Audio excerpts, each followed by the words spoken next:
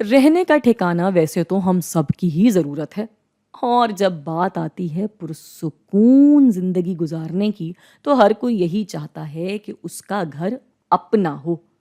البتہ جب بات آتی ہے معاشیات کے طالب علموں کی تو ہم لوگوں کو حقائق پہ تھوڑا زیادہ غور کرنا پڑتا ہے۔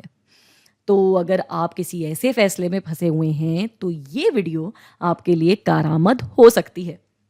مثال لیتے ہیں کہ ایک گھر مل رہا ہے 1500 فی مہینے کے اوپر، یا یوں کہہ لیں کہ 18,000 فی سال کے کرائے پہ، اور وہی گھر خریدا جا سکتا ہے مثال کے طور پہ 4 لاکھ روپے کا۔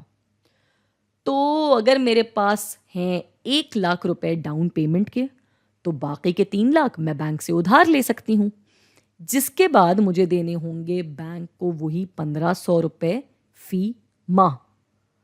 مگر اب چیزیں تھوڑی سی مختلف ہو جائیں گی۔ چونکہ یہ گھر میرے نام پر ہے تو ٹیکس بھی میرے نام پر آئے گا، جو کہ مثال لیتے ہیں کہ آتا ہے 6,000 روپے۔ اور کیونکہ گھر میرا ہے تو اب اس گھر میں جو بھی توڑ پھوڑ یا پریشانی ہوگی وہ بھی مجھے ہی دیکھنی ہوگی۔ تو میرے رہن سہن کا خرچہ بن جائے گا مثال کے طور پہ 2,000 روپے۔ تو مطلب یہ ہوا کہ یہ گھر میں اگر کرائے پہ لیتی ہوں تو مجھے زیادہ سستا پڑے گا، کیونکہ مجھے صرف اس کا کرایہ ہی دینا ہے۔ دوسرا، اگر میں یہ گھر خریدتی ہوں تو وہ جو 1 لاکھ میں نے بینک کو دے کر الٹا اپنے سر پہ ذمہ داری لے لی تھی، مجھے چاہیے تھا کہ میں وہی پیسہ بینک میں رکھوا دوں اور یہ والا گھر کرائے پہ لے لوں۔ بینک سے مجھے سود ملتا رہے گا جو کہ میری کمائی کا ذریعہ بن جائے گا، اور کرائے پہ تو ویسے ہی میرے پیسے کم خرچ ہو رہے ہیں۔ یعنی صرف اور صرف اگر ریاضی کے حساب سے دیکھیں تو ہمارا کرائے کے گھر میں رہنا زیادہ بہتر ہے۔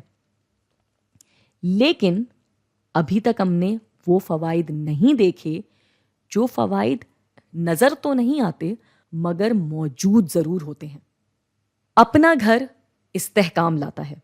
کرائے کا گھر جتنا اچھا صحیح کبھی بھی خالی کروایا جا سکتا ہے۔ دوسرا، اپنے گھر میں کرایہ بڑھنے سے آنے والے کسی بھی معاشی مسائل کا ڈر نہیں ہوتا۔ ایسا نہیں ہوتا کہ بھئی مہنگائی ہو جائے گی تو اب تو مالک مکان آئے گا اور آ کر کے کرایہ بھی بڑھا دے گا، تو اگر میری تنخواہ نہ بڑھی تو پھر میرے لیے تو مسئلہ ہو جائے گا۔ تیسرا، ہم اپنے گھر میں اپنے طریقے سے رہ سکتے ہیں۔